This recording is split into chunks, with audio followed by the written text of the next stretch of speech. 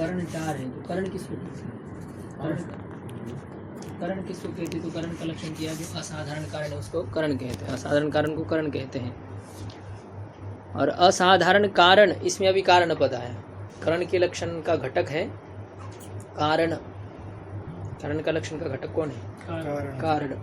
वो कारण किसको कहते हैं? तो कारण का लक्षण किया कार्य नियत पूर्ववृत्ति, कार्य की अपेक्षा से निश्चित पूर्व क्षण में विद्यमानता है जिसकी, उसको कहते कारण।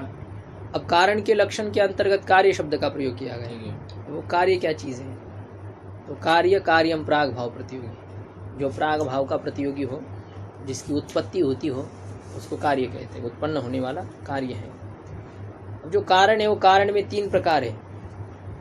कारण में तीन प्रकार ऐसा कहते हैं। कारणम त्रिविधम, कारणम त्रिविधम, समवायी असमवायी निमित्त भेदात, समवायी असमवायी निमित्त भेदात। तो समवायी भेद से, असमवायी भेद से और निमित्त भेद से, समवायी कारण, असमवायी कारण, निमित्त कारण, ऐसे तीन प्रकार के कारण होते हैं। जितने भाव कार्य है ना, दो प्रकार के कार्य होते हैं, एक भाव कार्य होते हैं, एक अभाव कार्य होते हैं। भावात्मक कार्य जितने हैं, द्रव्य है, घटपट आदि भाव कार्य है। ठीक है। गुण भाव कार्य होता है, क्रिया भाव कार्य है। तो ये तीनों भी जो होते हैं वो भाव कार्य की श्रेणी में आ जाते हैं। बाकी तो जो पदार्थ है आगे के, तो वो तो कोई नित्य है, सामान्य है वो नित्य है, विशेष है वो नित्य है। सामान्य विशेष समवाय, तो ये तीन पदार्थ नित्य आ गए। पहले तीन हो गए भाव कार्य, द्रव्य में भी कोई नित्य, गुण में भी कोई नित्य है, क्रिया तो कर्म हमेशा अनित्य ही रहते, कोई भी कर्म नित्य नहीं होता है। ठीक है। तो तीन प्रकार के भाव कार्य हो गए, द्रव्यात्मक कार्य, गुणात्मक कार्य और कर्मात्मक क्रियात्मक जो कार्य हैं, ये भाव कार्य इसको कहते हैं। और आखिरी जो अभाव है, तो उस अभाव में भी कार्य होता है, जो उत्पन्न होने वाला अभाव है। ठीक है। उत्पन्न होने वाला अभाव को कहते हैं प्रध्वंसा भाव, जो उत्पन्न होता है। अब इस पुस्तक को फाड़ देंगे, ठीक है ना, इस पुष्प को तोड़ देंगे, ठीक है। तो क्या होगा? इसका अभाव हो गया, इसका ध्वंस हो गया, इस पुष्प का ध्वंस। ये पहले था क्या? ये ध्वंस नहीं पहले नहीं था, अभी हो गया, मतलब उत्पन्न हो गया। तो उत्पन्न होता है, ये जो ध्वंस है ये क्या होता है? उत्पन्न होता है। तो उत्पन्न होने से पहले ये था? नहीं था। तो उत्पन्न होने से पहले इसका क्या था? इसका प्राग भाव था। उत्पन्न होने से पहले इसका किसका? ध्वंस का। पुष्प का जो ध्वंस है, इसका उत्पन्न होने से पहले प्राग भाव था। और इस प्राग भाव का प्रतियोगी कौन है? ध्वंस है। किसका ध्वंस है? किसका प्राग भाव था यहाँ? ध्वंस का। तो जिसका अभाव होता है वह उस अभाव का प्रतियोगी होता है। यस्या भाव स प्रतियोगी। तो ध्वंस का प्राग भाव था। ठीक है। जब ये तोड़ा नहीं था उससे पहले ध्वंस का प्राग भाव था। किसका प्राग भाव था? तो उसका प्रतियोगी कौन है? ध्वंस। ध्वंस क्या है? प्राग भाव का प्रतियोगी। जो प्राग भाव का प्रतियोगी है उसको क्या कहते हैं? कार्य कहते हैं। तो ध्वंस क्या है? कार्य है। लेकिन ध्वंस भाव पदार्थ है या अभाव पदार्थ है? अभाव पदार्थ है। अभाव पदार्थ है। ध्वंस जो है वो अभाव पदार्थ है, क्योंकि अभाव में चार प्रकार है, प्राग भाव, प्रध्वंसा भाव, अन्योन्या भाव और अत्यंता भाव। तो ये जो ध्वंस है यह अभाव पदार्थ है। ठीक है। और ये उत्पन्न होने वाला अभाव पदार्थ है, मतलब कार्य है। ठीक है। तो कुछ कोई भाव कार्य होते हैं, कोई अभाव कार्य होता है। तो अभाव कार्य है ध्वंस, और भाव कार्य द्रव्य गुण कर्म, इन तीनों में मिलेंगे आपको भाव कार्य। तो जितने भाव कार्य होते हैं तो उनमें ये तीन प्रकार के कारण होते हैं, समवायी, असमवायी और निमित्त। ध्वंस में समवायी कारण नहीं होता है, उसका असमवायी कारण नहीं होता है। अभाव कार्य का केवल निमित्त कारण होता है। इसको मैंने तोड़ दिया तो मेरा हाथ जो है ना उसका निमित्त बना है। ठीक है। और ये जिसको तोड़ दिया वह भी उसका निमित्त है, प्रतियोगी।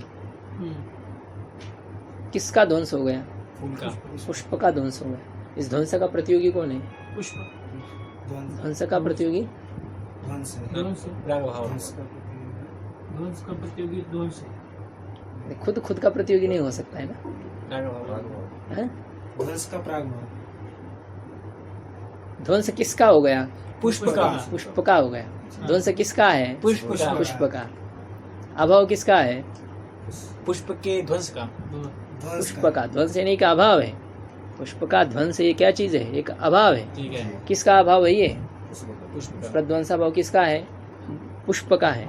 तो जिसका अभाव होता है वो उस अभाव का प्रतियोगी होता है। ठीक है। तो पुष्प के ध्वंस का प्रतियोगी कौन है? पुष्प के ध्वंस का प्रतियोगी पुष्प नहीं, ध्यान दे करके, पुष्प के ध्वंस, पुष्प का ध्वंसाभाव, हाँ तो पुष्प के ध्वंसाभाव का प्रतियोगी कौन है? पुष्प पुष्प है, जिसका अभाव है वो प्रतियोगी है, जिसका अभाव है वह उस अभाव का प्रतियोगी है। तो पुष्प का ध्वंस हो रहा है तो उस ध्वंस का प्रतियोगी कौन है? पुष्प है। प्राग भाव का प्रतियोगी कौन है? ध्वंस ध्वंस। यहाँ पर जो है ना प्राग भाव था, पुष्प का ध्वंस होने से पहले उसका प्राग भाव था, वो ध्वंस का था, उस प्राग भाव का प्रतियोगी ध्वंस था, और ध्वंस का प्रतियोगी कौन है? पुष्प पुष्प है, क्योंकि नाश हो रहा है, ध्वंस हो रहा है पुष्प का, तो पुष्प है प्रतियोगी किसका? ध्वंस का ध्वंस का। और प्रध्वंसा भाव प्रतियोगी है किसका? प्राग भाव का प्राग भाव का। तो प्राग भाव का प्रतियोगी है ध्वंस और ध्वंस का प्रतियोगी है पुष्प पुष्प। तो ये होता है यहाँ पर, ये जो ध्वंस है ना, इस ध्वंस रूपी जो कार्य है, इस कार्य का केवल निमित्त कारण है, समवाय कारण अथवा असमवाय कारण इसका नहीं है, ये मैं कह रहा हूँ। ठीक है। भाव कार्य जितने रहेंगे उसमें 3 प्रकार के कारण रहेंगे। घट के 3 प्रकार के कारण होते हैं, घट का कोई समवाय कारण है, घट का कोई असमवाय कारण है और घट का कोई निमित्त कारण है, तीनों होते हैं। अभी आपके सामने वो स्वरूप नहीं आए समवाय कारण असमवाय कारण के, अब वो स्पष्ट हो जाएगा आगे। घट का समवाय कारण होता है कपाल, घट का असमवाय कारण होता है कपालों का संयोग, और घट का निमित्त कारण काफी है। फिर घट के निमित्त कारण कुलाल है, दंड है, चक्र है और ईश्वर आदि जो 9 है, ईश्वर, अज्ञान, यत्न, इच्छा, काल, देख जो है वो सब ये निमित्त कारण हो जाते हैं। ठीक है। तो जितने भाव कार्य होंगे उसमें ये 3 प्रकार के कारण रहते हैं, और जिसमें अभाव अभाव कार्य जो होता है उसका एक ही कारण होता है, निमित्त निमित्त कारण। ऐसा इस प्रकार से होता है। निमित्त मात्र। तो समवायी असमवाय निमित्त भेद, तो ये इस भेद से कारण में 3 प्रकार ऐसा कह रहे हैं। अब सबसे पहला कारण कौन है? समवायी कारण। उस समवायी कारण का क्या लक्षण है? तो उसका लक्षण बता रहे हैं, यत समवेतम कार्यम उत्पद्यते तत् समवायी कारणम। यत् समवेतं कार्यम् उत्पद्यते तत् समवायी कारणम्। यत समवेतम, यस्मिन समवेतम, जिसमें समवाय संबंध से संबद्ध होकर के कार्य उत्पन्न होता है, जिसमें समवाय संबंध से संबद्ध होकर के कार्य उत्पन्न होता है, तो वह समवायी कारण है, उसको समवायी कारण कहते हैं, जिसमें समवाय संबंध से कार्य उत्पन्न होता है। ठीक है। जैसे तंतवः पटस्य, ये उदाहरण दे रहे हैं, तंतवः पटस्य, तो पट का कारण कौन है? तंतु है, और पट का कारण तंतु है, तो पट तंतु में उत्पन्न होता है, पट तंतु में उत्पन्न होता है, हाँ कह सकते हैं। तंतु से उत्पन्न होता है, वो तंतु में उसकी स्थिति रहेगी ना, उसकी उत्पत्ति, उसकी स्थिति, उसका लय तंतु में ही है, कारण में ही होते कार्य के सब कुछ। मिट्टी में घट है, मिट्टी में उसकी स्थिति और मिट्टी में उसका लय है। ठीक है। तो पट कहाँ उत्पन्न होता है? तंतु में। किस संबंध से उत्पन्न होता है? समवाय संबंध से उत्पन्न होता है। ये कार्य कारण जो होते हैं जिसमें उत्पन्न होना है ना, तो उनका समवाय संबंध रहेगा। उपादान कारण और कार्य जो होता है, मतलब जैसे ये नाम पड़ा ना समवायी, ये नाम के पीछे क्या कारण है? यही नाम क्यों रखा गया? ऐसे समवाय संबंध से होने के कारण से। तो क्या इस शब्द का अपने में कोई अर्थ होता है क्या? समवाय का क्या? समवाय शब्द का अपने में कोई अर्थ होता है क्या? अब ये इनका एक रूढ़ शब्द है ना, समवाय का अर्थ संबंध है, नित्य संबंध हो। समवाय जो एक पदार्थ है ना, समवाय पदार्थ में इन्होंने लिया है। अच्छा। तो वो समवाय संबंध वाला जो रहता है, कार्य के समवाय संबंध वाला जो कारण है उसको समवायी कारण कहेंगे। अच्छा। समवाय अस्या स्थिति समवायी, आते ही नहीं, ठनों से नहीं प्रत्यय कर दीजिए, ऐसे होगा। जब ये इनके रूढ़ शब्द है, ये आप व्युत्पत्ति घटाए तो उनके अनुकूल घटे तो ठीक, नहीं तो फिर वो तो उसका अपना अपना अर्थ निश्चित है। अच्छा। पारिभाषिक शब्द है नहीं ये। ठीक है। उन्होंने शास्त्रों का विशिष्ट अर्थ का बोधन करने के लिए जो प्रयुक्त शब्द होता है उसको पारिभाषिक शब्द कहते हैं, रूढ़ शब्द कहते हैं। तो हर एक शास्त्र की अपनी अपनी परिभाषाएं होती हैं, मतलब उस अर्थ का बोधन करने के लिए वो कुछ शब्दों का प्रयोग करते हैं। व्याकरण की परिभाषा है गुण, वृद्धि, जो आपकी जितनी संज्ञा की गई ना वहाँ पर टी, घी आदि जो संज्ञा है, तो वो पारिभाषिक शब्द है उनका। ठीक है। अब नदी से आप कैसे वो जो है ना वहाँ पर जो आने वाले शब्द लक्ष्मी आदि शब्दों को क्यों लेंगे?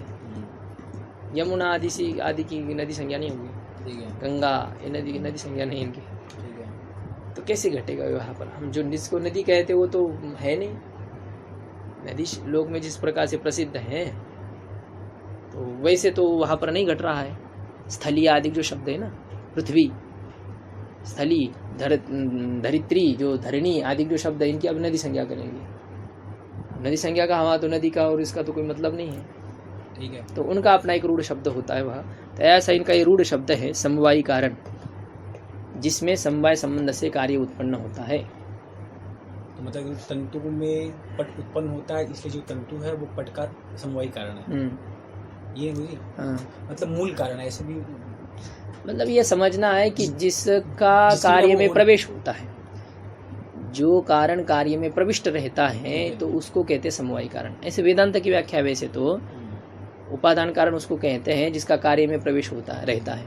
अब कुलाल तो अलग रहेगा, दंड चक्र अलग रहेंगे, लेकिन मिट्टी जो होती है वो घट में प्रविष्ट रहती है, तो जिसका कार्य में प्रवेश हो उसको समवायी कारण कहते हैं। अब इनका जो लक्षण होता है ना, ये प्रारंभिक ये सब लक्षण रहते हैं, इनमें ज़्यादा विचार की बातें जब करते हैं ना, जब विचार किया जाता है तो बहुत बातें कट जाती है। तर्क से ये सब बुद्धि से विचार किया हुआ है तो कटता है। ये यहाँ पर ऐसा है कि समवायी कारण किसको कहेंगे, जिसमें समवाय संबंध से कार्य उत्पन्न होता है। ठीक है। लेकिन समवाय संबंध किस में रहेगा, कार्य का। समवाय संबंध कार्य करेगा समवायी कारण में। ठीक है। तो मतलब ये है यहाँ पर समवायी कारण तब सिद्ध होगा जब उसमें समवाय संबंध से कार्य उत्पन्न होगा। समवाय कारण उसको तब कहेंगे जब उसमें समवाय संबंध से कार्य उत्पन्न होगा, और उसमें समवाय संबंध तब रहेगा जब ये समवाय कारण होगा। बात ध्यान दे दीजिए, दोनों अन्योन्याश्रय होते हैं यहाँ पर। समवाय की सिद्धि होने पर समवाय कारण सिद्ध होगा, और समवाय कारण की सिद्धि होने पर समवाय की सिद्धि होगी। ध्यान दीजिए, समवाय कारण किसको कहते हैं, जिसमें समवाय संबंध से संबद्ध होकर के कार्य उत्पन्न होता है। साथ साथ में वो भी चलिए एग्जांपल देते चलिए, भाषा नहीं आ रही। हाँ, ये तो फिर से बता रहा हूँ ना अभी, ये दोनों इनके जो लक्षण होते हैं ना, ज़्यादा विचार करने पर ये कट जाते हैं। ये ज़्यादा इसमें अब समझने की बात खाली चलना है आगे, नहीं तो फिर बहुत सारे हैं, पीछे भी आता है ये तर्क संकर की बहुत बातें कट जाती है आगे आगे चल के।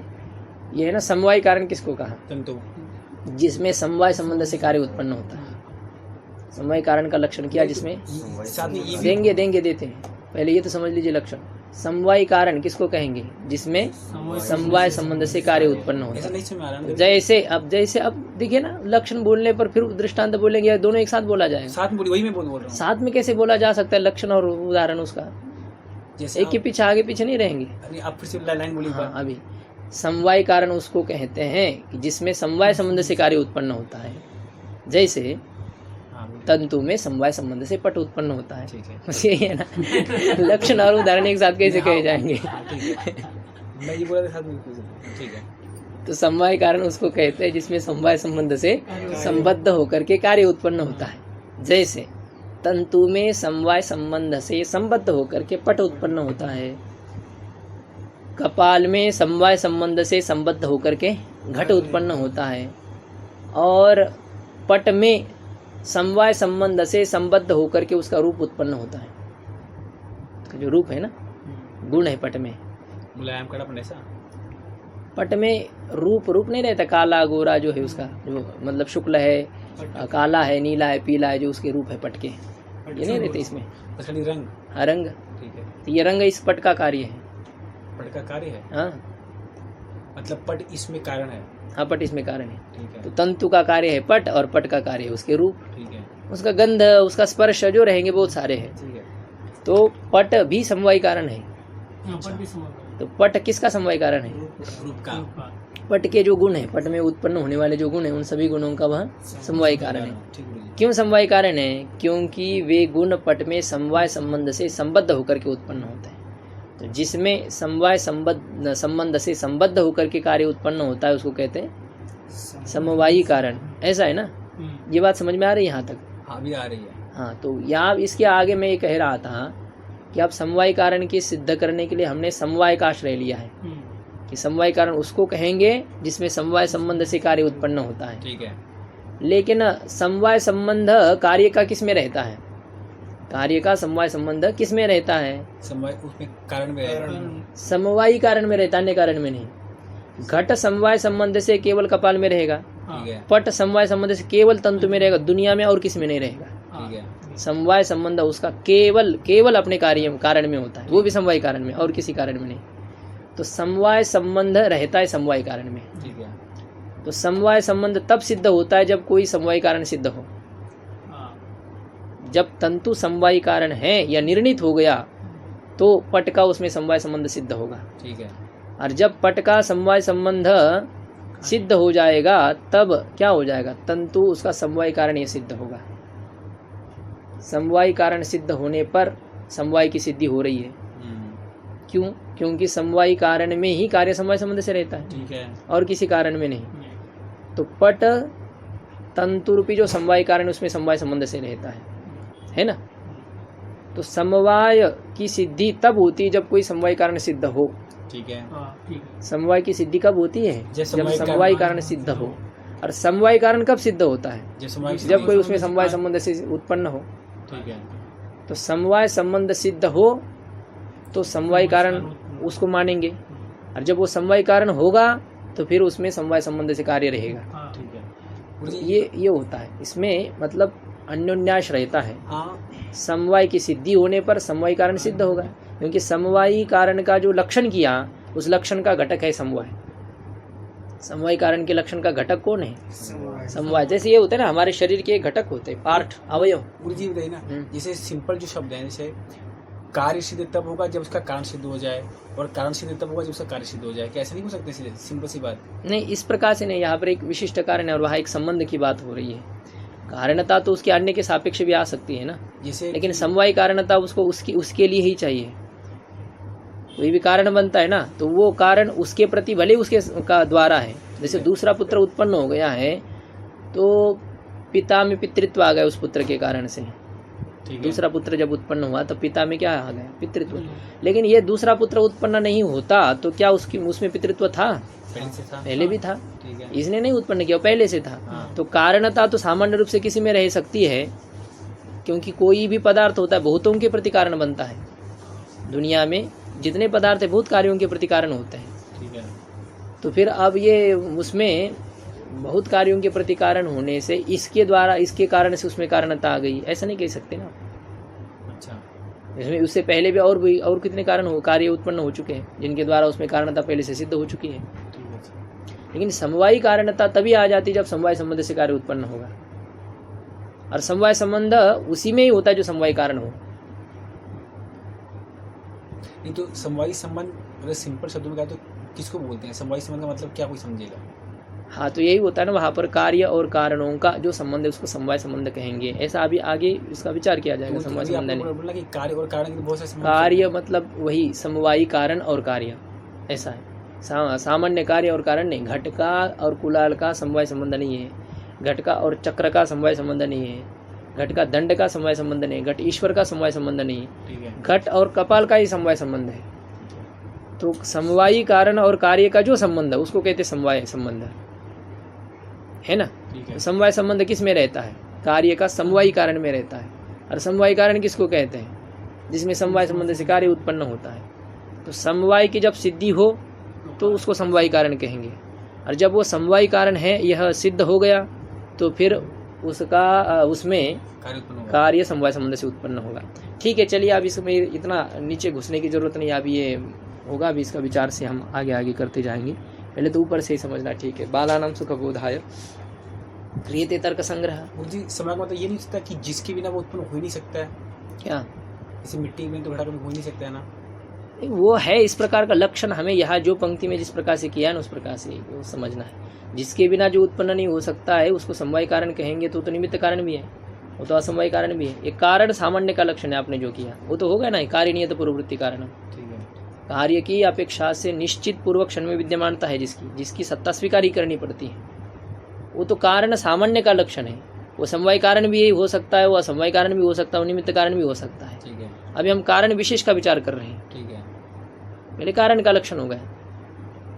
ये तीनों भी कार्य की अपेक्षा से निश्चित रूप से पूर्व में विद्यमान रहेंगे। समवाय कारण भी, असमवाय कारण भी, निमित्त कारण भी। लेकिन अब इनके लक्षण क्या है? खुद के भी आपने विशेष लक्षण इनके होते हैं ना। सामान्य लक्षण तो घटा दिया इसमें। मनुष्य का लक्षण आपने घटाया सभी में, जिसके 2 पैर होते हैं, ऐसी ऐसी आकृति आदि से आपने लक्षण घटाया। लेकिन अब ब्राह्मण का लक्षण अलग रहेगा, क्षत्रिय का लक्षण अलग रहेगा, वैश्य का लक्षण अलग रहेगा। ये होते हैं उनके विशेष लक्षण।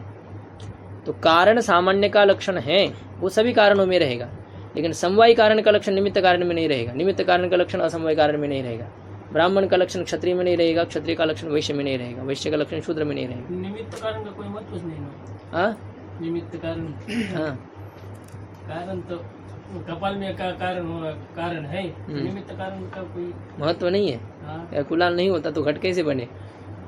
क्या कपाल बना देगा अपने आप? हाँ? दंड चक्र वही निमित्त कारण, निमित्त कारण की जरूरत होती है, ऐसे थोड़ी होता है कोई भी है। सभी कारण उतने ही महत्वपूर्ण है।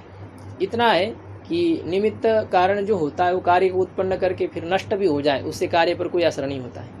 घड़ा बना दिया और कुलाल को अटैक आ गया, हार्ट अटैक, घड़ा बन गया था, अब क्या होगा? घड़ा टूट जाएगा? नहीं। तो वैसे कि उसके ऊपर क्या होने वाला है? हाँ, मिट्टी में कुछ हो जाए उसी घड़े के, तब फिर घड़ा नहीं रहेगा। तो मिट्टी के बिना घड़ा नहीं रहता है, लेकिन निमित्त के बिना कार्य रह जाता है। इसी प्रकार से असमवाय कारण के बिना कार्य नहीं रहता है। कभी समवायी कारण के बिना भी कार्य रह सकता है, लेकिन असमवायी कारण के बिना कार्य नहीं रहता है। कैसे समवायी कारण के बिना कैसे कार्य रह जाएगा? हाँ, अब यह ऐसा है इनका। जैसे मुझे तंतु के बिना कैसे तंतु के बिना भी पट रहता है कैसे? कुछ क्षण के लिए, ऐसा इनका कहना है। कुछ क्षण के लिए तो फिर क्या है उसमें? कारण नष्ट हो गया। अब ये इनकी बात है, ऐसी जो है ना, बहुत सारे दृष्टांत इसमें देंगे कि जब आप कागज को जला देते हैं तो क्या उसके अक्षर नष्ट होते हैं? क्या नहीं होता। उसको आप पढ़ सकते हैं कि नहीं? वैसे कि वैसे ही दिखाई देते, वैसे आग में डाल दीजिए, वो जो हेडलाइन रहती है ना बड़ी अक्षरों में, वैसे दिखाई देता है वो। ठीक है। हाँ, उसको पकड़ने के लिए जाएंगे तो चला जाएगा। ठीक है। बाधितानुवृत्ति उसको कहते हैं वेदांत में। वो रहता है, कारण हट गया है तभी भी कार्य कुछ क्षण के लिए रहता है, क्योंकि कारण के नाश से कार्य का नाश होता है। कारण जब नष्ट हो जाता है ना तो कार्य नष्ट होता है। तो कारण नष्ट हो रहा है मतलब कारण नहीं है। हाँ। कारण का नाश क्षण में कारण नहीं है, लेकिन कार्य है तब, कार्य तब है। तो कार्य कब नष्ट होगा? कारण के नाश के द्वारा कार्य का नाश किया जाएगा दूसरे क्षण में। जब कारण नष्ट होता है ना, उसी क्षण में कार्य नष्ट नहीं होता है। कारण के नाश के दूसरे क्षण में कार्य नष्ट होगा, अर्थात कारण जब नष्ट हो रहा है उस समय कार्य मौजूद है।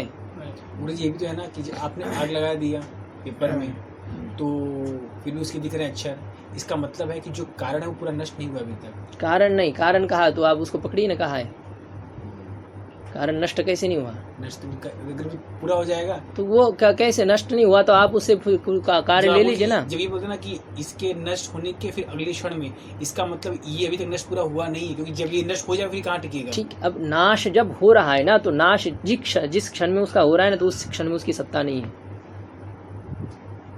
तो मरने वाला जब मर रहा है, आधा इधर उधर है, तो उस समय वह मरा ही है, उसको इसी प्रकार से माना जाता है। और नष्ट हो रहा है ऐसा कहा जाता है, भले ही वो नष्ट ही हो चुका है। नष्ट होने के बाद में भी बिल्कुल दूसरे क्षण में वो कार्य नष्ट नहीं होता है, बहुत कुछ समय तक वो रह सकता है। उसकी अलग अलग कार्य के हिसाब से फिर विचार होता है कि कौन सा कार्य कितने क्षण तक रहेगा। अच्छा। कारण नाश के बाद में भी कोई कार्य ऐसे कि बहुत समय तक भी रह सकते हैं।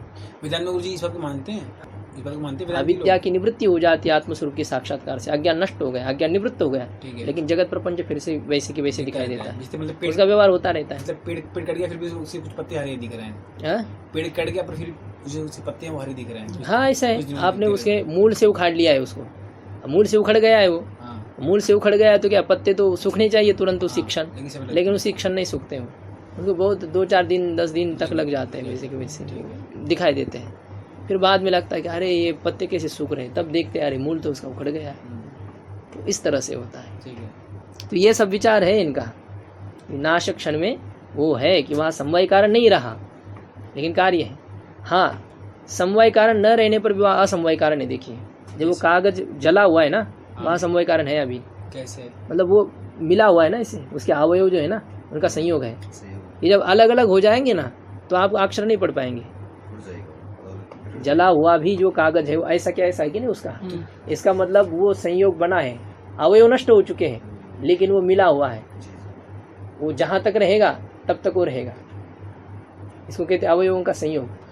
अवयव नष्ट हो चुके हैं, अवयव नष्ट हुए हैं लेकिन अवयवों का संयोग है, यही मैं आपको बताता हूँ। ये ऐसा ही होता है कि कारण नष्ट होने पर भी कार्य है। ये जो कागज है ना, ये कागज दो कार्यों के प्रति कारण है। एक तो संयोग है, कागज के अवयवों का जो संयोग है, उस संयोग के प्रति कारण भी कौन है? वो अवयव है, असमवायी कारण है ना जो हाँ अवयव जो है, मतलब पेपर के जो अवयव थे वो अवयव किसके प्रति कारण थे? पेपर के प्रति भी कारण थे। दिमागी लोड हो गया, हाँ यही तो है ना, हैंग हो गया दिमाग। घड़े के प्रति समझ लीजिए आप। घड़े के दो कारण है। हाँ, घड़ा जो है ना, घड़े का कारण कौन है? दो कारण है, कपाल है, कपाल वो तो है। घड़े का कारण है कपाल, घड़े का कारण है कपाल। और कपाल किसका कारण है? नहीं, घड़े का कारण है कपाल। और कपाल किसका कारण है? जो कपाल का संयोग है, जो कि घड़े का असमवायी कारण है।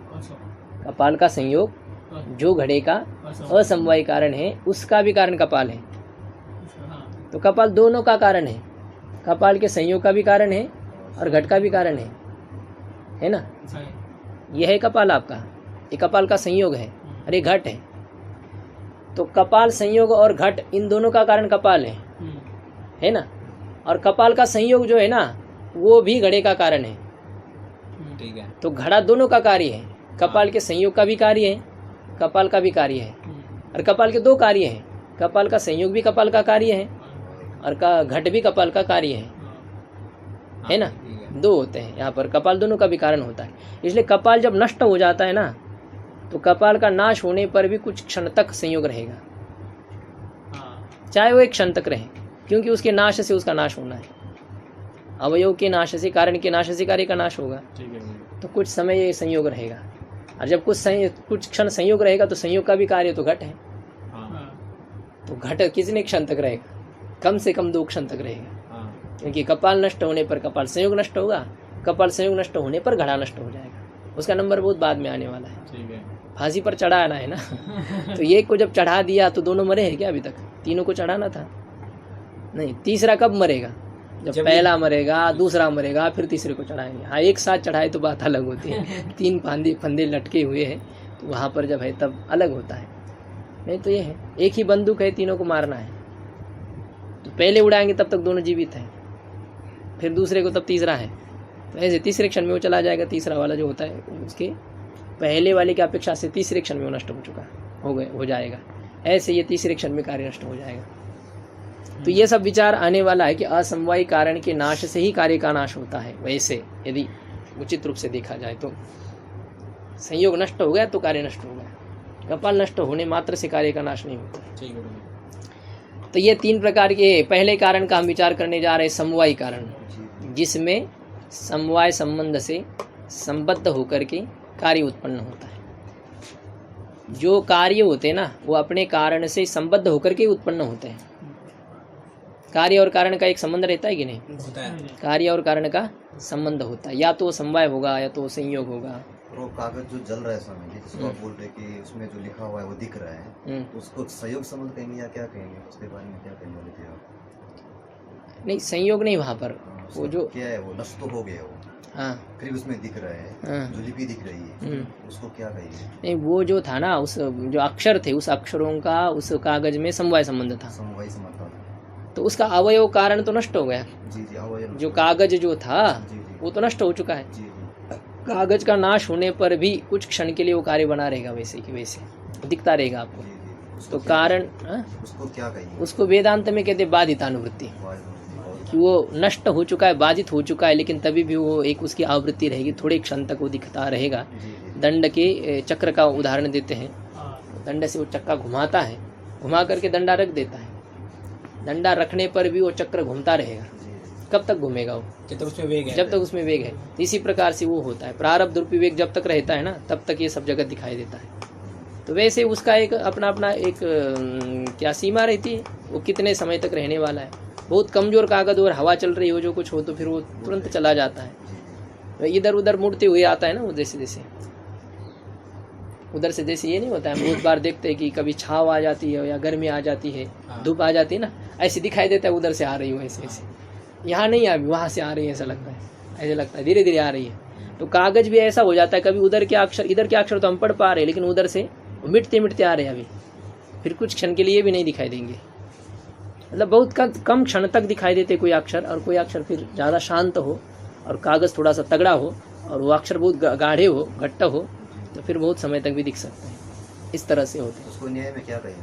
न्याय में उसको क्या कुछ है कि उसमें अभी बताएंगे, जो है ना आयुक्त सिद्ध का जब लक्षण आएगा तो उसको कहते हैं मतलब कार्य के नाश के क्षण में भी कार्य रहता है ऐसा। बातता निवृत्ति, ये तो वेदांत शास्त्र का शब्द है। हम लोग थोड़ी वेदांती हैं और क्या? हाँ? वेदांती हैं। ओहो, वेदांत से नीचे की अब बातें नहीं करनी है। विनश्यतावस्था उसको कहते हैं। वो विनश्यतावस्था मतलब कारण का जब नाश की अवस्था जो होती है ना, विनश्यतावस्था है। नहीं रास्ता है। विनश्यत अवस्था में कार्य रहता है। कारण तो नष्ट हो रहा है या नष्ट है, कारण का नाश का क्षण है, और कारण के नाश के क्षण में कारण नहीं है। कारण के नाश के क्षण में कारण नहीं है। ऐसे जो है ना, जैसे किसी पशु का सर काट दिया, तो उसका शरीर अब वो क्या है, अभी वो हिलता रहता है, लेकिन अब वो नाश की अवस्था है उसकी, तो उसको जिंदा कहेंगे? जिंदा नहीं कहा जा सकता, कटा हुआ है ना, अलग कर दिया है। वो भले ऐसा माना जाता है कि अभी है वो, मतलब नाश की अवस्था, उसका नाश हो रहा है ऐसा कहेंगे, लेकिन अलग जब कर चुके हैं आप, तो उस समय वो पशु नहीं रहा। अभी उस पशु से जो कार्य करना था ना, वो कार्य नहीं कर सकते। अब जीवित अवस्था में जो कार्य होते हैं, वो कार्य जब हाथ पैर हिल रहा है तभी भी वो नहीं, मतलब दूसरा जो उसको प्रयत्नपूर्वक जो कार्य करना है वो नहीं कर पाता है, नहीं कर सकता है उस समय, तो वो उसको कहेंगे विनश्यत अवस्था। कारण जब नष्ट हो रहा है, या कारण का जो नाश क्षण है, और उस कारण के नाश क्षण में कारण नहीं है लेकिन कार्य है, वही उसके हाथ पैर हिलना है। हाथ पैर हिलना कार्य है, और वो कार्य है, वो बकरा नहीं रहा अभी लेकिन कार्य है। मुर्गी नहीं रही लेकिन वो हिलता रहता, उड़ता रहता है, वो ऐसा कहते हैं। इस प्रकार से हो रहा है कुछ क्षण के लिए। हाँ, कुछ क्षण के हाँ, लिए। कुछ क्षण के लिए उसके क्षण अलग अलग अलग प्रकार के। बहुत मामला गड़बड़ है। तो यथ समवेतम कार्यम उत्पद्यते, जिसमें समवाय संबंध से संबद्ध होकर के कार्य उत्पन्न होता है, उसको क्या कहते हैं? समवायी कारण कहते हैं। जैसे घट जो होता है ना, चक्र में उत्पन्न होता है, चक्र उसका कारण है कि नहीं, लेकिन वो चक्र में संयोग संबंध से उत्पन्न होता है घड़ा। ये घड़े का चक्र के साथ कौन सा संबंध रहता है? संयोग होता है ना, संयोग संबंध से होकर के उत्पन्न हो रहा है वो। और कपाल में जब उत्पन्न होता है तो वो समवाय संबंध से उत्पन्न होता है, इस तरह से। और वैसे कुलाल का हाथ भी उसमें लगता रहता है ना, तो संयोग संबंध ही है। कुलाल में भी जो घड़ा उत्पन्न होगा, मतलब कुलाल में उत्पन्न होना इसलिए कहेंगे वो संयोग उसका है, कारण है तो उसमें कार्य उत्पन्न होगा। कारण में कार्य उत्पन्न होगा, लेकिन कारण में कार्य उत्पन्न होगा इसका मतलब कारण नीचे रहेगा और उसके ऊपर कार्य हो रहा है, ये बात नहीं रहती है। वो अलग भी रहेगा ना, जैसे कुलाल इधर रह रहा है लेकिन तभी उसमें घट उत्पन्न हो रहा है, ऐसा कहेंगे। संयोग संबंध से घड़ा कुलाल में उत्पन्न हो रहा है, ऐसा व्यवहार किया जाएगा, ऐसा कहा जाएगा। तो कारण है, कारण में कार्य उत्पन्न होगा। हाँ, जिसमें समवाय संबंध से कारण कार्य उत्पन्न होगा ना, तो वो तो आपको उसमें दिखाई देगा। जैसे कपाल में घड़ा दिखाई देगा, अब कुलाल में घड़ा नहीं दिखाई देगा, लेकिन ऐसे कहेंगे कि कुलाल यदि कारण है तो घड़ा रूपी कार्य कुलाल में किस संबंध से उत्पन्न होगा? असमवाय कारण से, संयोग संबंध से उत्पन्न। संबंध पूछा, संयोग संबंध से कुलाल में उत्पन्न होगा, चक्र में संयोग संबंध से उत्पन्न होगा, है ना। और उसमें किस संबंध से उत्पन्न होगा? कपाल में समवाय संबंध से। जिसमें समवाय संबंध से संबद्ध होकर के कार्य उत्पन्न होता है उसको कहते हैं समवायी कारण। और जिसमें संबंध से होता है उसको बोलते हैं, मतलब संयोग संबंध से जिसमें होता है उसको बोलते हैं असमवाय कारण। नहीं, वो निमित्त कारण है। चक्र, कुलाल, ये निमित्त कारण, उसका लक्षण आने वाला है अभी तक। असमवाय कारण का लक्षण बनाना नहीं है यहाँ पर, उनके तरीके से ही चलना है यहाँ पर। इधर उधर कुछ नहीं ऐसे। यथा तंत व पट से, जिस प्रकार से पट का तंतु क्या है? समवायी कारण है। पट के तंतु समवायी कारण है। और पटश्च स्वगत रूपादि है, और पट अपने में स्थित जो रूपाधिक गुण है उस गुण के प्रति समवायी कारण है। पट आपके अपने गुण के प्रति समवायी कारण है। पट में जो क्रिया होगी उसके प्रति पट समवायी कारण है। और पट का समवायी कारण कौन है? तंतु है। पट का समवायी कारण तंतु है। और पट खुद भी किसका समवायी कारण है? अपने रूप का, अपने रूपादि का। इस प्रकार से होता है। हो गया समवायी कारण। आगे स्वगत मतलब अपने में स्थित, अपने में रहने वाले जो रूपाधिक है। स्वगत में समान भी कह सकते हैं, समान नहीं नहीं, स्वगत स्वस्मिन स्थित ऐसा अर्थ कर देना है। गत का अर्थ स्वयं में जो प्राप्त है। गत्यर्थक धातु प्राप्ति अर्थ वाले भी होते हैं ना, तो ज्ञान अर्थ वाले, खुद में जो ज्ञात होने वाले, खुद में जो उपस्थित है, विद्यमान है, प्राप्त है, ऐसे जो रूपाधिक। स्वस्मिन गत अपने खुद में विद्यमान, खुद में स्थित जो रूपाधिक है जी। ऐसे रूपाधि का पट क्या है? समवाय कारण है। इसे ये हो गया समवाय कारण का लक्षण। अभी असमवाय कारण का लक्षण। ठीक है, अब असमवाय कारण का क्या लक्षण है? बताइए। कार्येण कारणेन वा सह एकस्मिन् अर्थे समवेतं सत्कारणम् असमवायि कारणम्।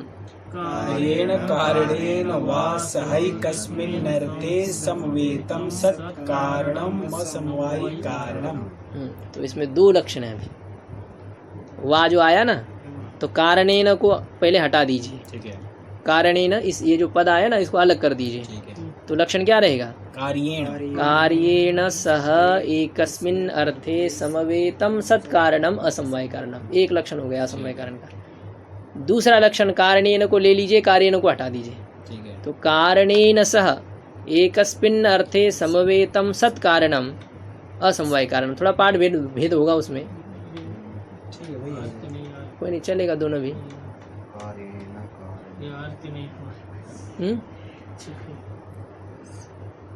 हाँ, ठीक। तो देखिए दो लक्षण हो गए। कार्येन सह एकस्मिन् अर्थे समवेतं सत्कारणम् असमवाय कारणम्। ठीक है जी। दूसरा लक्षण हो गया कारणेन सह एकस्मिन् अर्थे समवेतं सत्कारणम् असमवाय कारणम्। हो गए दोनों लक्षण। ठीक है, हाँ, कार्येन सह एकस्मिन् अर्थे समवेतं सत्कारणम् और कारणेन सह एकस्मिन् अर्थे समवेतं सत्कारणम्। ऐसे दो प्रकार के कारण हो गए जी। इसमें ये लक्षण पूरे बोलने आने चाहिए इसी समय। जब पकड़ में आ गए ना तो आना चाहिए। कैसे बोलेंगे? हाँ? दिमाग। अभी ऐसे समझाते हैं मंडलेश्वर महाराज जी का, ऐसा है अच्छा, वो आप वही करेंगे और वही उसी समय उनको बोलना पड़ेगा वो लक्षण। वही पर ही लंबे लंबे लक्षण रहते हैं, लेकिन घटा देते हैं तो लक्षण सबसे बुलवाएंगे। बुलवाइए आप। हाँ? और क्या कर सकते हैं? बहुत बुलाते हाँ? बहुत। हाँ, न्याय की उनकी जो है ना पद्धति बहुत गजब की। न्याय बहुत अच्छा पढ़ाते समझ। कार्येन सह एकस्मिन् अर्थे, कार्य के साथ एक पदार्थ में समवेतं सत समवाय संबंध से विद्यमान जो कारण होता है। कार्य के साथ एक अर्थ में समवेत मतलब समवाय संबंध से विद्यमान ऐसा जो कारण, उस कारण को कहते हैं असमवाय कारण। अब थोड़ा सा बोल रहे हैं, उस दिन की जैसी बातें आ जाएगी। अभी घट गया था ना उस दिन लक्षण, कौन सा? असमवाय कारण का लक्षण। आज भी फिर से घटा हाँ। दिया। ऐसा है, परिश्रम नहीं करना चाहते। कार्येन सह एकस्मिन् अर्थे, ठीक है, कार्य ये तो कार्य के साथ हाँ, एक अर्थ में समवाय संबंध से उत्पन्न होने वाला जो समवाय संबंध से विद्यमान रहने वाला जो कारण है। तो ये बताया था आपको। घट का यदि हम विचार करेंगे तो घट कहाँ रहता है? कपाल में रहता है। इससे 4 दिन से नहीं चला है। और कपाल का संयोग कपाल में रहता है। घट कपाल में किस संबंध से रहता है? घट का कपाल कौन सा कारण है? समवाय कारण। समवायी कारण है। और कपाल संयोग कपाल में किस संबंध से रहता है? संयोग, संबंध। संयोग संबंध। कपाल संयोग कपाल में किस संबंध से रहेगा? समवाय संबंध से। कपाल है गुणी और कपाल संयोग है गुण।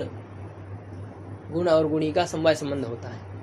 क्या है ना, पट का रूप, पट के जितने गुण है वो पट में किस संबंध से रहेंगे? दिमाग हैंग कर गया। हैंग हो गए तो बोलिए मत, क्या है। पट के गुण जो है रूपाधि किस संबंध से रहेंगे? समवाय संबंध से रहेंगे। और समवाय संबंध ऐसे रहने के कारण से कपाल संयोग का कपाल होता है समवायी कारण। तो कपाल संयोग का भी समवाय कारण कपाल है और घट का भी समवाय कारण कपाल है। दोनों का भी समवाय कारण कपाल है। अब हमें देखना है घट का असमवाय कारण कौन है, घट का असमवाय कारण कौन है। तो घट का असमवाय कारण है कपाल संयोग। घट का असमवाय कारण कौन है? कपाल संयोग। पहले कारण है ये तो निश्चित हो गया, ये निश्चित करना है पहले, है ना। कपाल का संयोग यदि हो तो घट उत्पन्न होता है, कपाल का संयोग यदि ना हो तो घट उत्पन्न नहीं होता है। एक कपाल इधर पड़ा हुआ है, एक कपाल उधर पड़ा हुआ है, तो घट नहीं उत्पन्न होगा। कपाल संयोग यदि हो तो घट उत्पन्न होता है, कपाल संयोग ना हो तो घट उत्पन्न नहीं होता है। तो इससे क्या सिद्ध हो गया कि कपाल का जो संयोग है वो घट के प्रति कारण है। अब कारण है तो कौन सा कारण है? ठीक है, समवाय कारण है क्या? पहले देखिए समवाय कारण है या नहीं है? समवाय कारण नहीं है। क्यों नहीं है? वो इसलिए नहीं है क्योंकि समवाय कारण का जो लक्षण था वो ये था कि वो उस दिन में हाँ समवाय कारण नहीं है। घट का समवाय कारण कपाल संयोग है या नहीं है? नहीं है। नहीं है तो क्यों नहीं है तो बताइए। हाँ, समवाय कारण क्यों नहीं कपाल का संयोग? क्योंकि कपाल है उसका संयोग। असमवाय कारण कौन होता है? घट का संयोग, अगर कपाल का संयोग क्या है? कपाल संयोग है कि नहीं है घट का समवाय कारण? हाँ है। समवाय कारण हाँ, समवाय कारण नहीं है गुरुजी ना। क्यों नहीं है? क्योंकि कपाल उसका समवाय कारण है। घट की उत्पत्ति नहीं होती। आपको ये बताया था उस दिन कि समवाय असमवाय, ये जो समवाय कारण हमेशा द्रव्य ही होता है। समवाय कारण हमेशा द्रव्य ही होता है, और कपाल संयोग द्रव्य है नहीं है, या कर्म है या जाति है या समय, कौन सा पदार्थ है? गुण है। गुण पदार्थ है। ये द्रव्य पदार्थ है क्या कपाल संयोग? तो कोई भी गुणाधिक पदार्थ किसी का भी समवाय कारण नहीं हो सकता है। समवाय कारण हमेशा कौन रहता है? द्रव्य ही रहता है। तो इसलिए घट का समवाय कारण कपाल नहीं, कपाल संयोग नहीं कह सकते। घट का समवाय कारण कपाल संयोग नहीं हो सकता है। तो समवाय कारण को हटा दीजिए, अलग करके दीजिए। ठीक कर दिया। अब असमवाय कारण का लक्षण हमें घटाना है। तो असमवाय कारण का पहला लक्षण है कार्य के साथ एक अर्थ में समवाय संबंध से रहने वाला जो कारण। ठीक है। कार्य के साथ एक अर्थ में समवाय संबंध से रहने वाला जो कारण। ये देखिए घट कपाल संयोग का कार्य है कि नहीं? है। और ये घट रूपी कार्य, कपाल संयोग का कार्य जो घट है वो कहाँ रहता है? कपाल कपाल संयोग का कार्य जो घट है वो कहाँ रहता है? उत्तर दिया करिए सब लोग। कपाल में। कपाल संयोग का कार्य घट, वो घट कहाँ रहेगा? कपाल में रहेगा। और जहाँ घट रूपी कार्य रहता है वहीं पर कपाल संयोग रहता है क्या? रहता है। किस संबंध से रहता है? समवाय संबंध से रहता है। तो घट है कपाल संयोग का कार्य, घट है कपाल संयोग का कार्य, और वो कार्य कहाँ है? कपाल में। तो घट रूपी कार्य के साथ, घट रूपी जो कार्य है इस कार्य के साथ एक अर्थ जो कपाल है उस कपाल में रहता है कि नहीं? कपाल संयोग कपाल संयोग कपाल में रहता है। किसके साथ रहता है? घट के साथ। घट के कार्य के साथ, घट रूपी कार्य के साथ। तो अपने कार्य के साथ एक अर्थ में रहता है कपाल संयोग। ठीक है। और किस संबंध से रहता है? समवाय संबंध से रहता है। तो जो कारण अपने कार्य के साथ एक अर्थ में समवाय संबंध से रहने वाला हो उस कारण को कहते हैं असमवाय कारण। गुरुजी एक अर्थ से कहाँ रहने वाला हो? हाँ, एक अर्थ से कहाँ? वहाँ जो आप जो रहेगा वो समवाय कारण ही होगा। हाँ। कार्य का जो समवाय कारण होगा ना वहीं पर ही असमवाय कारण रहेगा। हाँ ठीक है, सही बात घट है। का समवाय कारण है ना, वहीं पर ये दोनों रहेंगे। मतलब कार्य का जो समवायी कारण है वहीं पे। ठीक है। अवयव का संयोग भी अवयव में रहेगा और कार्य भी अवयव में रहेगा। ठीक है। इस तरह से हो गए। कुछ साफ हुआ आज, काफी साफ हो गया। समवायी कारण में ही कार्य रहेगा और समवायी कारण में ही जिसको हम असमवाय कारण सिद्ध करने वाले वो भी रहेगा। गुरुजी और कोई एग्जांपल देके पूछिए कि हम लोग को साफ हुआ कि नहीं हुआ। इसको हटा के और कोई एग्जांपल देके पूछिए कि साफ हुआ। अब इसमें आप इसमें ये सिद्ध कर दीजिए ना, पट जो है, पट का उदाहरण इनकी घटपट है। ठीक है। रज्जु सर्प वेदांत क्या और इनके घटपट है। अच्छा ठीक है। इनके प्रसिद्ध दृष्टांत है। तो पट तंतु और तंतु का संयोग, ठीक है, चलिए ये होता है। ठीक है। पट का समवाय कारण कौन है? पट का समवायी कारण है तंतु। तंतु। ठीक है। पट समवाय संबंध से किस में उत्पन्न होता है? तंतु में। तंतु में उत्पन्न होता है। जिसमें समवाय संबंध से कार्य उत्पन्न होता है उसको समवायी कारण। समवाय कारण कहते हैं। तो तंतु पट का समवायी कारण है। समवाय कारण है। पट का समवाय कारण तंतु है। तंतु है। तो पट का समवाय कारण हो गया तंतु। और तंतु संयोग का समवाय कारण कौन है? तंतु संयोग का समवायी कारण है तंतु का संयोग। तंतु के संयोग का समवाय कारण, उसका समवाय कारण खुद ही है वो। अच्छा, तंतु संयोग का समवाय कारण है तंतु। तंतु संयोग का समवाय कारण है तंतु, इसका समवाय कारण तंतु है। तो ये तंतु संयोग तंतु में किस संबंध से रहेगा? समवाय संबंध से। समवाय संबंध से रहेगा, है ना? ठीक है। ये कैसे पता चला आपको ये समवाय संबंध से रहेगा? क्योंकि गुरुजी वो गुण और वो सब गुण ही है, वो उसका समवाय कारण है। तंतु का तंतु संयोग का समवाय कारण है, और जो समवाय कारण होता है उसमें कार्य समवाय संबंध से रहता है। ठीक है। जो समवाय कारण होता है उसमें कार्य समवाय संबंध से रहता है। इसलिए तंतु संयोग तंतु में किस संबंध से रहेगा? समवाय संबंध से। समवाय संबंध से रहेगा। अच्छा, तंतु संयोग का कार्य कौन है यहाँ पर? पट। पट है। तंतु संयोग का कार्य पट है। पट है। ये कैसे निश्चित हो गया? कैसे पता चला आपको तंतु संयोग तंतु संयोग कारण है और पट कार्य, ये कैसे पता चला आपको? क्योंकि गुरुजी कार्य कार्य तो पट ही है। समवाय संबंध से। ये नहीं होता ना, ये कार्य तो पट ही है। क्यों है? आप उसको कार्य क्यों कहते हैं और इसको कारण क्यों कहते हैं? क्यों- कैसे आपने निर्णय कर दिया? प्रतियोगी नहीं गुरुजी, मैं बता रहा हूँ, क्योंकि गुरुजी पट बनने के पिछले क्षण में जो था वो तंतु का सहयोग था, और उसके बाद फिर वो मतलब चेंज हुआ मतलब पट के रूप में। हाँ, कार्य की अपेक्षा से निश्चित पूर्वक क्षण में जिसकी विद्यमानता हो उसको कारण कहते हैं। हाँ। ये तो एक लक्षण अभी आया ही, और आपको बताया था कि अन्वय व्यतिरेक से कार्य कारण भाव का निश्चय होता है, कि तंतु का संयोग हो तो पट उत्पन्न होता ठीक है, है। ये अन्वय है। ठीक है। और तंतु का संयोग न हो तो पट उत्पन्न नहीं नहीं होता होगा। है, ये व्यतिरेक है। ठीक है। तो अन्वय सहचार और व्यतिरेक सहचार, इससे कार्य कारण भाव का निश्चय होता है। जिसके होने पर जो होता है, जिसके न होने पर जो नहीं होता है, वह उस कार्य का कारण होता ठीक है ना? तो तंतु संयोग के होने पर पट होता है, तंतु संयोग के न होने पर पट नहीं होता। इसलिए तंतु संयोग क्या है? कारण है पट का। ठीक है। कारण है तो कौन सा कारण, ये निर्णय करना है हमें। ठीक है। तो समवाय कारण है क्या तंतु संयोग पट का? क्यों नहीं है? क्योंकि वो द्रव्य नहीं है। हाँ, तो पट का किसी का भी समवाय कारण हमेशा द्रव्य ही होता है ना? ठीक है। तो इसलिए समवाय कारण तो तंतु संयोग नहीं हो सकता है। तो समवाय कारण नहीं तो कौन सा कारण है? असमवाय कारण। ये अभी इसमें लक्षण घटाना था। तो पट कहाँ रहता है? तंतु में। तंतु में रहता है। और तंतु संयोग कहाँ रहता है? तंतु में। तंतु में रहता है, दोनों तंतु में रहता है। ठीक है। तंतु संयोग किसके साथ रहता है? तंतु में पट के साथ। पट के साथ। पट उसका क्या है? कार्य है। तो तंतु संयोग कार्य जो पट है उसके साथ रहता है। ठीक है। कहाँ रहता है? तंतु में रहता है। दोनों एक अर्थ में रहते हैं। ठीक है। तो वो उसमें ये नहीं चलेगा। ऐसा है, पिता या अमेरिका में इधर पुत्र उत्पन्न हो गया, ऐसे नहीं चलेगा, है ना? दोनों एक साथ होने चाहिए वहाँ पर। तो तंतु संयोग तंतु में और पट भी कहाँ है? तंतु में। तंतु में, दोनों एक अर्थ में है। हाँ, तो जो अपने कार्य के साथ एक अर्थ में, तंतु रूपी एक अर्थ में, पट रूपी कार्य के साथ तंतु रूपी एक पदार्थ में समवाय संबंध से रहने वाला ऐसा जो कारण, ऐसा कौन सा कारण है? तंतु संयोग। तो ये तंतु संयोग है, असमवाय कारण। हाँ, ऐसे असमवाय कारण का लक्षण, ये पहला लक्षण घट गया अभी। अब दूसरा लक्षण होता है, कारण के जो गुण होते हैं ना, वो कार्य के गुण के प्रति असमवाय कारण होते हैं। अभी लक्षण घटाना है हमें। कारण के जो गुण वो कार्य के गुण के प्रति असमवायी कारण होते हैं। कारण के गुण कार्य के गुण के प्रति असमवायी कारण होते हैं। मिर्ची का तीखापन, ठीक है, सब्जी के तीखापन का कारण है। ठीक है। तो मिर्ची का तीखापन सब्जी के तीखापन का कौन सा कारण है? वो होता है असमवाय कारण। क्योंकि सब्जी है कार्य। सब्जी क्या है? मिर्ची का कार्य। बहुत जितने पदार्थों से बना है वो सब्जी उसका कार्य हो गई, तो उसमें मिर्ची भी एक कारण है। हाँ, समवाय कारण इसलिए सोचते क्योंकि वो द्रव्य नहीं है।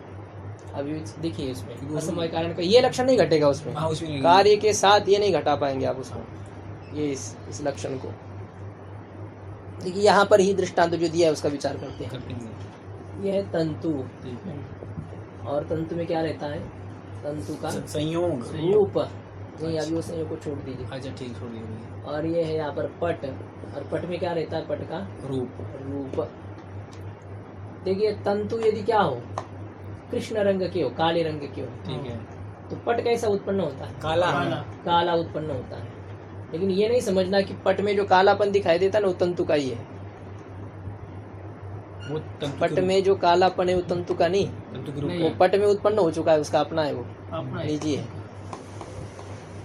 वैसा ही होगा, जो कारण का गुण जैसा था ना वैसा ही कार्य का गुण दिखाई देगा आपको, लेकिन कारण का अलग गुण होता है, कार्य का गुण अलग होता है। कारण का गुण कारण होता है, कार्य का गुण कार्य होता है। ऐसे कारण का चीनी का जो मीठापन है ठीक है वो कारण है, और खीर का जो मीठापन है वो कार्य है। खीर का जो मिठास है ना वो चीनी की मिठास नहीं है, वो सब्जी वो उस खीर की है। हम ऐसा कहते हैं अरे खीर बहुत मीठी हो गई। खीर मीठी क्यों हो गई? ज़्यादा चीनी डाल दी, ये होगा। लेकिन जो मीठापन है वो चीनी का नहीं है, किसका है? वो मीठापन खीर का है। चीनी डालती है तो मीठा होता नहीं फिर। हाँ चीनी डालती है तो मीठा होता ही नहीं फिर। वो तो ठीक है, फिर चीनी का मीठापन उसके प्रति कारण है ना। जी जी। खीर का मीठापन अलग है, चीनी का मीठापन अलग है। चीनी का मीठापन कारण है, खीर का मीठापन कार्य है। ठीक है, ये बात समझ आ गई। इस तरह से होता है। तो चीनी है कारण और चीनी में रहता है मीठापन, ये है कारण का गुण। ठीक है, चीनी का मीठापन क्या चीज है? कारण का गुण। खीर है कार्य ठीक है, और खीर का मीठापन है कार्य का गुण, ठीक है ना। ठीक तो है, कारण का गुण चीनी का मीठापन, ठीक है। वो जो खीर का मीठापन है उसका कार्य है, कारण है। हाँ है। खीर के मीठापन का कारण कौन है? शक्कर का गुण। चीनी का मीठापन। चीनी की मधुरता खीर के मधुरता का कारण है ना। दोनों की मधुरता अलग है, चीनी की मधुरता अलग है, खीर की मधुरता अलग है। चीनी की मधुरता कारण है, खीर की मधुरता कार्य है। ये कभी नहीं होगा कि चीनी ज्यादा डाल दी और खीर ज्यादा खट्टी हो गई, खीर ज्यादा तीखी हो गई, ये कभी नहीं हो सकता। कार्य का गुण वैसे होगा जैसा कारण का गुण हो, लेकिन कारण का गुण अलग होता है, कार्य का गुण अलग होता है। ऐसे होता है, उसके जैसा रहेगा। बाप जैसा बेटा कहते हैं ना, बाप भी दुष्ट है बहुत और बेटा भी वैसा ही दुष्ट है बहुत, है कि नहीं। लेकिन बेटा का दुष्टता अलग होती है और बाप की दुष्टता अलग होती है। ये तो ठीक है कि बाप की दुष्टता के कारण से दुष्ट पैदा हो गए, वो देखा उसने, तो वो उसका कारण बना, उसके बिना ये नहीं हो सकता है। तो देखिए, कारण के जो गुण होते हैं वो कार्य के गुण के प्रति असमवाय कारण होते हैं। कारण के गुण कार्य के गुण के असमवाय कारण होते हैं। उसमें हमें लक्षण घटाना है। अभी आपको वो कुछ पता नहीं चलेगा उसमें। जैसा क्या है, पट का रूप जो है ना, ये कार्यगत रूप है। ये किसका रूप है? कार्य का रूप है। ये कार्य है पट, और तंतु क्या चीज है? कारण है। कारण है। तो ये तंतु रूप जो है ये कारण गुण है, उसको क्या कहेंगे? कारण गुण। कारण गुण। और पट रूप को क्या कहेंगे? कार्य गुण। कार्य गुण। तो कारण का जो गुण होता है वो कार्य के गुण के प्रति कारण होता है ना। और जो कारण होता है उसको असमवाय कारण कहना है। लेकिन अब आप इसमें पहला लक्षण नहीं घटा पाएंगे। अभी जो लक्षण का विचार किया ना हमने, कार्य न स एकस्मिन् अर्थे, ये लक्षण नहीं घटा सकते यहाँ पर। कारण कौन है यहाँ पर बताइए? तंतुरूप कारण है। ये तंतुरूप कारण कहाँ रहता है? तंतु में। तंतु में रहता है। अच्छा, कार्य कौन है? पट रूप। वो कहाँ रहता है? पट में। पट में रहता है। पट में। पट रहेगा तंतु में, लेकिन तंतुरूप कहाँ रहेगा? पट में रहेगा। पट रूप रहता है पट में और तंतु का रूप कारण रहता है तंतु में। दोनों एक अर्थ में है क्या? नहीं। देखिए, हमको क्या चाहिए पहला लक्षण घटने के लिए? जो कार्य के साथ एक पदार्थ में रहे, जो कार्य के साथ एक पदार्थ में रहे। यहाँ कार्य है पट रूप, वो कहाँ है? पट में। और कारण कौन है? तंतुरूप। तंतुरूप। कारण कौन है? तंतुरूप। किसका? पटरूप का। पटरूप का। पटरूप का कारण है तंतुरूप। तो तंतुरूप ये क्या है? कारण। किसका? पटरूप का। पटरूप का कारण कौन है? तंतुरूप। वो कहाँ रहता है? तंतु में। तंतु में। पटरूप का कारण है तंतुरूप और वो रहता है तंतु में, है ना। और पटरूप ये कार्य है। अरे पटरूप कार्य कहाँ रहता है? पट में। पट में। तो कारण है तंतुरूप, वो रहता है तंतु में। कार्य है पटरूप, वो रहता है पट में। दोनों एक पदार्थ में रहते हैं क्या? नहीं। तो कार्य के साथ एक पदार्थ में रहता है कि कारण? नहीं। तो कार्य के साथ एक पदार्थ में समवाय संबंध से रहने वाले कारण को असमवाय कारण कहते हैं। ये लक्षण यहाँ नहीं घटा सकते, ठीक है। इसलिए यहाँ पर दूसरा लक्षण है। इसमें क्या दूसरा लक्षण है? जो कारण के साथ एक अर्थ में समवाय संबंध से रहने वाला कार्य, कारण, जो अपने कार्य का समवायी कारण है। देखिए, यह है कारण। इस कारण का कार्य कौन है? उसका समवायी कारण कौन है? पट। ये पट कहाँ रहता है? तंतु में। इसके साथ तंतुरूप रहता है कि नहीं? पट के साथ रहता है। तंतु रूप कहाँ है? तंतु में, तंतु में। और तंतु में कौन रहता है? पट, पट रहता है ना। और पट क्या है? पट रूप का समवाय कारण है। पट क्या है? पट रूप का समवाय कारण है, जो पट रूप तंतु रूप का कार्य था, ठीक है ना। तो तंतु रूप भले ही अपने कार्य के साथ नहीं रह पाता है, तंतु रूप अपने कार्य के साथ एक पदार्थ में नहीं रहता है, लेकिन अपने कार्य का जो कारण है उस कारण के साथ एक अर्थ में रहता है। ठीक है। तंतु रूप का कार्य है पट रूप, उसका कारण है पट, वो पट रहता है तंतु में, ठीक है। और वही पर रहता है तंतु रूप, है ना। तो गुरुजी तंतु रूप जो है वो अपने कार्य के साथ एक अर्थ में नहीं रहता है, लेकिन अपने कार्य का जो समवाय कारण है उसके साथ एक पदार्थ में रहता है। पट में रहता हुआ गुरुजी एक चीज नहीं, तंतु में ध्यान दीजिए एक बार, ये पहले समझ में आ रहा है सबके जी जी कि तंतु रूप जो है वो कहाँ रहता है? तंतु में, तंतु में है ना। और तंतु में कौन रहता है? पट पट रहता है। पट रूप नहीं, पट रूप तो पट में है। जी तंतु में और कौन रहता है? पट रहता है पट रहता है। पट रहता है। और ये पट क्या है? पट रूप का पट कार्य कार्य कारण कारण कारण। पट पट रूप का कारण कारण है, तो पट रूप का कारण है पट, वो रहता है तंतु में। तंतु में पट कहाँ रहता है? तंतु में और वो पट क्या चीज है? कारण है। कारण पट क्या चीज है? नहीं नहीं, अभी ये जो विषय होते हैं ना फिर ये इधर उधर हो जाता है। हाँ पट रूप के दो कारण हैं, एक पट एक तंतु रूप, हाँ ये दोनों कारण जहाँ रहते हैं हाँ, इस तरह से। कि पट रूप के दो कारण है, एक तो नहीं, तंतु- लेकिन हमें क्या होता है शब्द के अनुसार लक्षण घटाना है ना, कारण के साथ एक अर्थ में रहने वाला जो कारण।